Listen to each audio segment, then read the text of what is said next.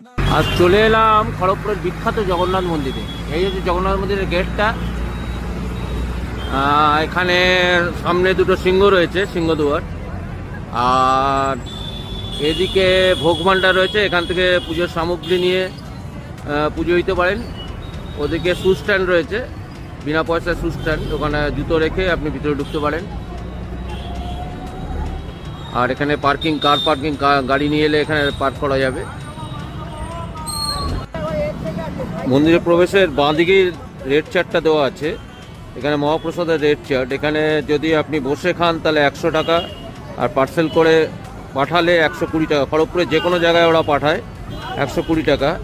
কণিকা 30 টাকা, পায়েস 30 টাকা, এক্সট্রা সবজি সেট 80 টাকা, রাবড়ি 40 টাকা এবং কচুরি উইথ ডলমা 100 টাকা। তো এখানে রেড চার্টটা এখানে দেওয়া আছে। আর গেটটা দেখুন,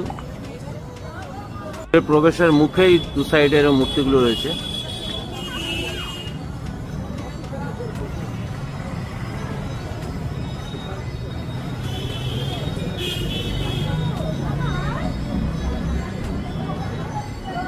মন্দিরে প্রবেশের জাস্ট আগেই ডান দিকে রয়েছে সিদ্ধিদাতা গণেশের মন্দির একটা, তার সামনে একটা ইঁদুর রয়েছে। বাঁদিকে রয়েছে কাশী বিশ্বনাথ।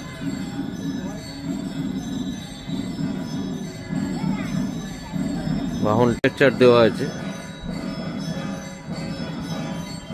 ওপাশে হলঘর রয়েছে, হলঘরে বসে খাওয়ার ব্যবস্থাও রয়েছে।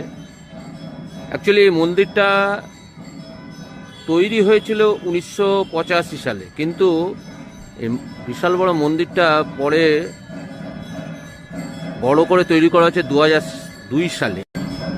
দীঘার জগন্নাথ মন্দির হওয়ার আগে অবধি ওয়েস্টবেঙ্গলের সব থেকে বড় মন্দির জগন্নাথ মন্দির এটাই ছিল, কিন্তু এখন দ্বিতীয় হয়ে গেছে। এখন দীঘারটা সব থেকে বড়।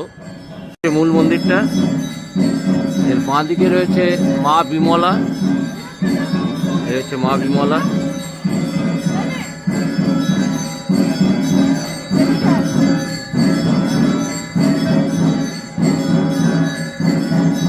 আর বাঁ দিকে রয়েছে মা মহালক্ষ্মী। ভিতরে ভিডিও করা বারণ, তো ভিতরে